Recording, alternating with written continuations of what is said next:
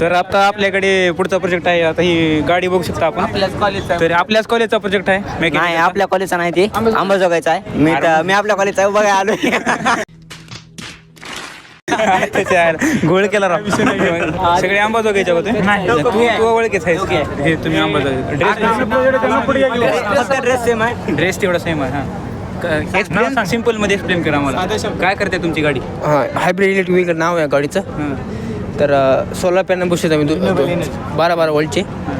तर मागं rare ॲक्सेलला 24 volt DC motor आहे. ते टेक्निकल सांगू थोडं सांगा आम्हाला. बरोबर कसं आहे काय नाही ते चालणार होतं 20 किलोमीटर रेंज गाडीची. म्हणजे सोलार पॅनल 80 किलोमीटर इमिशन लेस.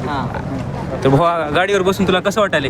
मला गाडीवर बसून असं नंबर एक फिलिंग आली. मी रूमला जावं म्हणला तो पण चार्जिंग नाही गाडीत म्हणून मी बसलो इथं.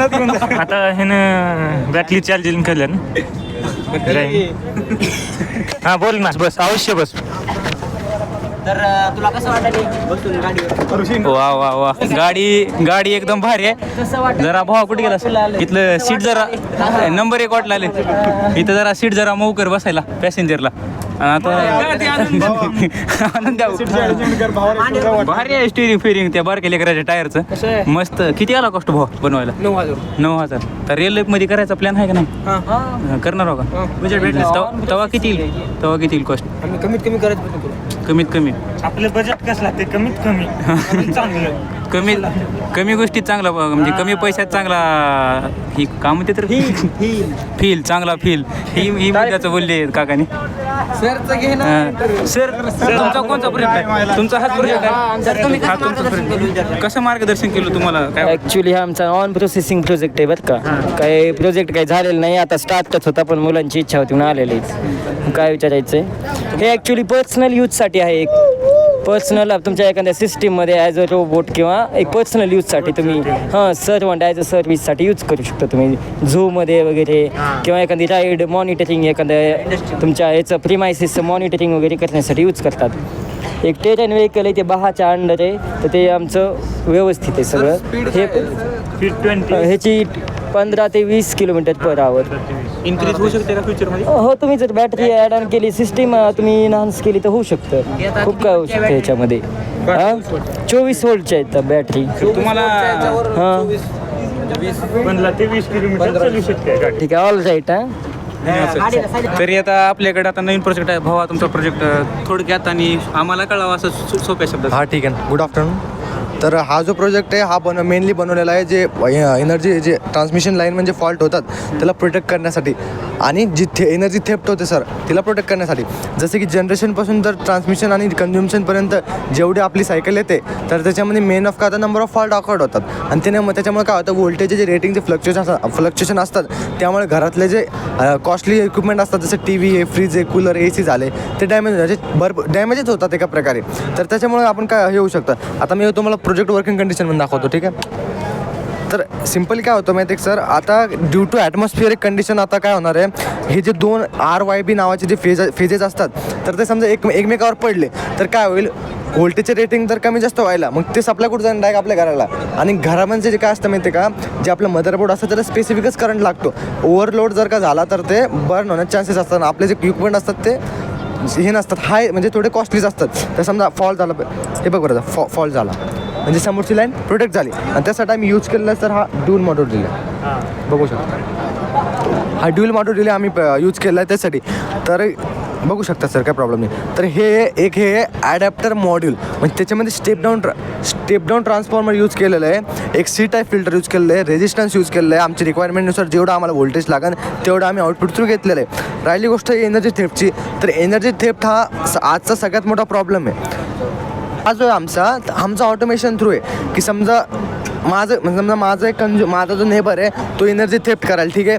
तर त्याने एनर्जी थेफ्ट केली with the help of bypassing किंवा मीटर टॅम्पिंग. तर इथं लगेच मला काय कळेल माहिती का सबस्टेशनला की बाबा अशा ठिकाणी असा एक व्यक्ती कंझ्युमर एनर्जी थेफ्ट करायला म्हणजे तिथे सिम्पल भाषेत देईन एनर्जी थेफ्ट डिटेक्टेड. मग एनर्जी थेफ्ट डिटेक्टेड आल्यानंतर काय होईल माहिती आहे का due to automation through direct त्याची घरातली लाईट ऑफ होऊन जाईल. वर्किंग करून दाखवतात त्यांना एकदम. आणि ती लाईन सर जोपर्यंत ऑन होणार नाही जोपर्यंत तो specific person online billing through त्याचं फाईन भरत नाही. आणि जर का त्यानं असंही नाही करता परत जर का काही ड्यू टू त्याचं एक्स्ट्रा नॉलेज किंवा जास्त त्याने एक्स्ट्रा हे करून जर का त्याने शेजारचं हे घेतलं न्यूट्रल घेतलं तर आम्ही त्याला ऑनलाईन एक मेसेज टाकून त्याची पूर्ण घरातली जी वही लाईटची ऑफ करू शकतो. हे बघा सर, आता समजा कंझ्युमरचा लोड आहे, हां ठीक आहे, हेल्दी कंडिशन. हां थोडासा टाईम लागतो. त्यामुळे ते चालू होतं. हा समजा का कंझ्युमरचा लोड आहे आणि हे त्या घरातलं मीटर आहे. तर समजा हे मीटर टॅम्परिंग थ्रू समजा इलेक्ट्रिसिटी थेफ्ट करत असेल तर सबस्टेशनला आपण जी स्क्रीन लावलेली त्याच्यावर आपल्याला दिसून येईल की इलेक्ट्रिसिटी थेफ्ट होत आहे, थेफ्ट होत आहे. आणि तसंच आपल्या मोबाईलवर GSM मॉडेल थ्रू आपल्या मोबाईलवर पण मेसेज येईल की पॉवर थेफ्ट होत आहे म्हणून. हे बघा सर, आता हे जे आहे ना, आता तुम्ही ॲज्युम करा की मी जे आहे ना मीटर टॅम्पिंग केलं, ठीक आहे. एक मिनटं, ते चालू नाही आलं लोड अजून. एक मिनटं सर. इथे सिम कार्ड बी आहे हां मग मेसेजसाठी ना. मेसेज येईल. तुला काय प्रश्न विचारायचा विचार. हां काही डाऊट वगैरे असेल तर विचारू शकता का? कळलं का? हां आहे मग फक्त डिव्हाइसचे नाव माहिती नाही. तुम्ही IT नाव, मी मेकॅनिकल. अरे ही कोणची ब्रँड? इलेक्ट्रिक. आता इलेक्ट्रिसिटी थेफ्ट करायचं बटन आहे. मी याच्यावर दाबलो तर सबस्टेशनच्या स्क्रीनवर पण दिसून येईल की पॉवर थेफ्ट होत आहे म्हणून. आणि तसंच आपल्या मोबाईलच्या याच्यावर SMS वर पण मेसेज येईल की पॉवर थेफ्ट होत आहे आणि लाईट ऑटोमॅटिक बंद होऊन जाईल. पण याच्यामध्ये आम्ही 10 सेकंदाचा टाईम सेट केलेला आहे की 10 सेकंदानंतर वापस पॉवर त्या घराची येऊन जाईल. असं का केलं आम्ही, कारण की हा मॉड्यूल आहे, याचा आम्हाला रिक्वायर्ड टाईम ठेवायचा आहे आमच्या हात ऑपरेटरसाठी. कारण की जोपर्यंत तो specific person online billing through त्याचं फाईन सबमिट करत नाही गव्हर्नमेंटला तोपर्यंत त्याचे होत नाही. आणि बघा आम्ही ना ऑनलाईन त्याचं हे पण करू शकतो. बरोबर ऑफ. सपोज त्या घराची लाईट गेली नाही, पॉवर थेफ्ट होत आहे पण लाईट गेली नाही तर आपण GSM थ्रू मेसेज टाकून पण त्या घराचं लोड बंद करू शकतो. कॅन्सल ना. ह्याचं पेटेंट आहे का तुमच्याकडं? नाही, पेटेंट नाही केलं आम्ही अजून. पेटेंट नाही केलं आधी एक्झिस्टिंग सर. ते जे आहे ना, नाही एक्झिस्टंट नाही. सर हे जे आहे ना याचं आउटपुट जे ना DC मध्ये येतं आणि त्याचं ते वोल्टमध्ये पण येते 0.1 का समथिंग वोल्टमध्ये आउटपुट येते त्याचं. त्याच्यामुळे आपल्याला हे येत नाही. त्याच्यामुळे आम्ही स्टेप डाऊन ट्रान्सफॉर्मर यूज केलं सर. हे छोटं बघा ॲडॅप्टर मॉड्यूल म्हणतात सर त्याला. हे चार्जरमध्ये यूज केलं आपण. मी ना ॲडॅप्टरचं जे मॉड्यूल असतं इनर मॉड्यूल ते यूज केलं का, कारण त्या याच्यामध्ये जर का तुम्ही हे बघितलं तर त्याच्यामध्ये एक छोटं स्टेप डाऊन ट्रान्सफॉर्मर, एक डायोड, एक रेजिस्टन्स आणि कॅपॅसिटी सी टाईप फिल्टर म्हणतात सर त्याला, ते असतं. तर ते आउटपुट आम्हाला भेटलेलं 2 व्होल्ट, ठीक आहे. आणि ते आमची पूर्ण वर्किंग 2 व्होल्टच्या याच्यावर चालतं. आणि फॉल झाला तर समोरची लाईन प्रोटेक्ट होऊन जाईल due to with help of relay sensing device. तो फॉल्टला सेन्स करतो आणि समोर हे देतो, इन्स्ट्रक्शन देतो की अशाच ठिकाणी फॉल्ट झाला आहे. मग ड्यू टू ते स्विचिंग ऑपरेशन तो समोरचं हे परफॉर्म करतो. Thank you sir. भारी आहे प्रोजेक्ट तुमचा. ऑल द बेस्ट तुम्हाला. Thank you sir. वुमन सेफ्टीसाठी आम्ही हे डिव्हाइस बनवलेले आहे, म्हणजे महिलांच्या सुरक्षेसाठी हे डिव्हाइस बनवलेले आहे. आजकाल तर भरपूर केस होत आहेत, त्याच्या मुवमेंटनुसार हे डिव्हाइस आम्ही बनवलेले आहे. आता त्याचं यूज कसं करायचं, आता एखादे हानिकारक पर्सन आहे म्हणजे आपल्यावर अटॅक करत आहे तर कधी तेव्हा हे डिव्हाइसचा यूज करायचा. आता ते पर्सन आपल्यावर अटॅक करत आहे तेव्हा हे इथं स्विच बसवलेलं आहे, स्विच ऑन करायचं. स्विच ऑन केल्यानंतर इथं कधी स्विच ऑन करायचं आणि त्या व्यक्तीवर अटॅक करायचं. त्याला टच केल्यानंतर त्याला काय लागेल, करंट लागेल. इथं कधी पॉईंट बसवलेले आहेत वायरच्या थ्रू, इथं फ्लो होते. कॅपॅसिटर बसवले त्या समोरच्या धोकादायक. असं आहे, आपण असं केलो समज करंट बसतंय. आता बघा आपण प्रॅक्टिकली घेऊ तर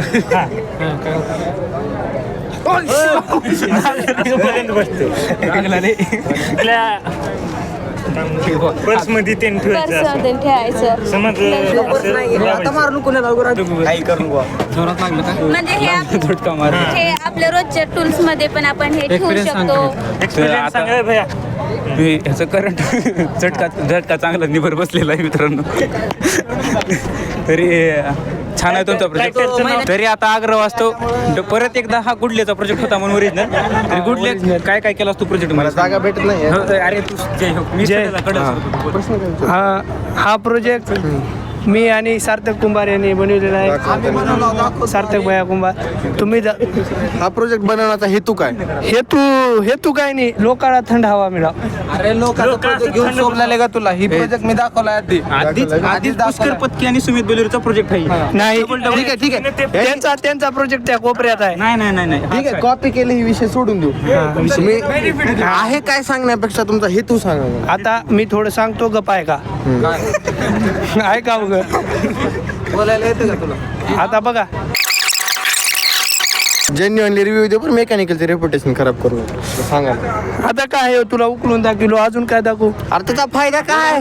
चालू करू. जागा रिकामी होती म्हणून आणून ठेवलास काही तर. हा, जागा रिकामी होती. जरा काही कामच नाही. जे चालू करून म्हणजे बोर्ड घालून दाखव म्हणा. सेफ आहे का नाही युजरसाठी? ह्याच्या स्वतःच्या पर्सनॅलिटीवर विश्वास नाही. प्रोजेक्ट चुकीचं बटन दाबलं. हा बघा, प्रोजेक्ट आमच्या सार्थक भैया कुंभारनं प्रोजेक्ट चालू केलेला आहे. बघा कसं ह्याला म्हणतात पिस्टन पॉवर. तर मित्रांनो, आता ह्यांचा एक नवीन प्रोजेक्ट आहे, इलेक्ट्रिकल सायकल. तर आताच ह्यानं घेऊ नको म्हणलं तरी घेऊन गेलतो बघा. तरी तुला कसं वाटलं सायकल घेतलं? मला का नाही लय भारी वाटलं. तो का कसं होतं, असं चावी स्विच ऑन करायचं. तो का आता बघा कसं जाते, तो का आली असं पुढे जाते. हे मागेलचं ब्रेक, हे पुढचं, हे डिस्प्ले आहे, बॅटरी हॉर्न बी आहे. नॉर्मल सायकल पेक्षा वेगळं काय वाटलं तुला? एवढं सांग. नॉर्मल सायकल लाईट आहे, म्हणजे पाय दुखत नाही. ती इलेक्ट्रिक सायकल आहे, सन गेअर मोटर आम्ही त्याला फिट केलेली आहे. त्याच्यानंतर लिथियमची बॅटरी आहे, लिथियमची बॅटरी फिट केलेली आहे. आणि कंट्रोलर फिट केले आणि GPS फिट केलेलं आहे आम्ही त्याला. GPS पण आहे ट्रॅक करण्यासाठी. एका चार्ज केल्यावरती 25 किलोमीटर जाऊ शकते. पॅडलायसिस फिट केलेलं आहे त्याला आम्ही. बॅक पॅन्डल मारलंय, ती स्ट्रोक वाढतो तिचा. हा, टॉर्क. मोटर कुठे आहे? मोटर हे काय सन गेअर मोटर आहे.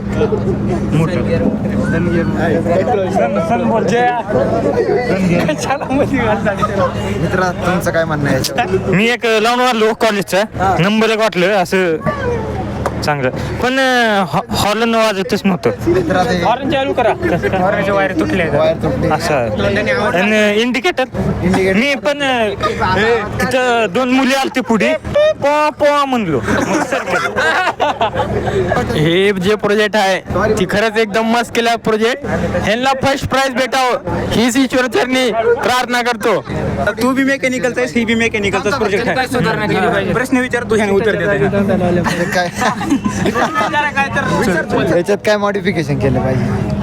आणखीन बदल काय करायला? इंडिकेटर बसून आहे मागे 2, पुढे 2, आरसी आईने मेन आईने. टेक्निकल सांगा का अजून काय? टेक्निकल आईनेला तर रिंगामध्ये गुंड्या घाला म्हणून. हा, लिंगात गुंड्या घालायचे. इडलीचा हॉर्न टाकायचं का इडलीचा हॉर्न टाकायचं? इडली